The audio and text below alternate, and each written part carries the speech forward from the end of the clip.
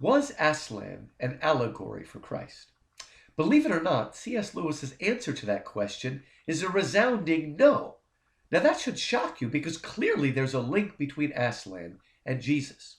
Well, the reason Lewis said no is because Lewis, like myself, was an English professor.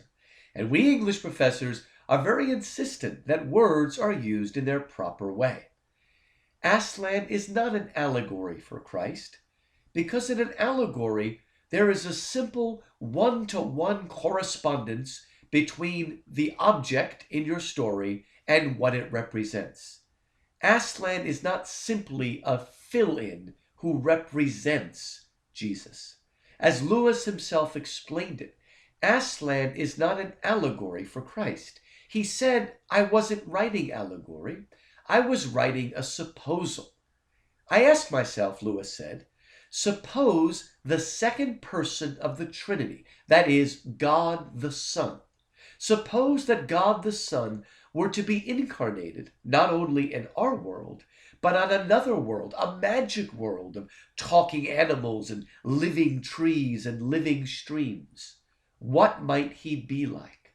Well, if the second person of the Trinity, God the Son, had been incarnated on Narnia, he would most likely have been a lion, a talking lion, the king of the jungle.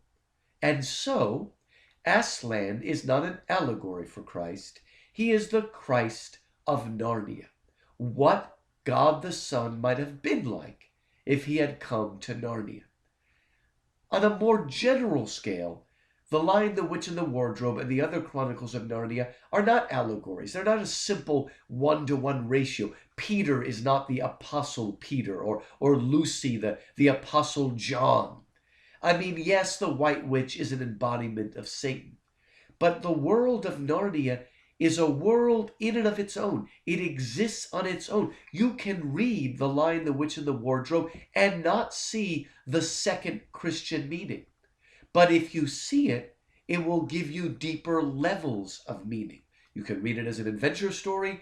Aslan is a character who has his own fictional creative life in Narnia, in the world C.S. Lewis created. But he is also, from our point of view, the Christ of Narnia. So don't come to Narnia trying to make simple one-to-one ratios. Come to Narnia to experience it as a world in its own, but look for second, deeper levels of meaning that will enhance your reading of this great classic.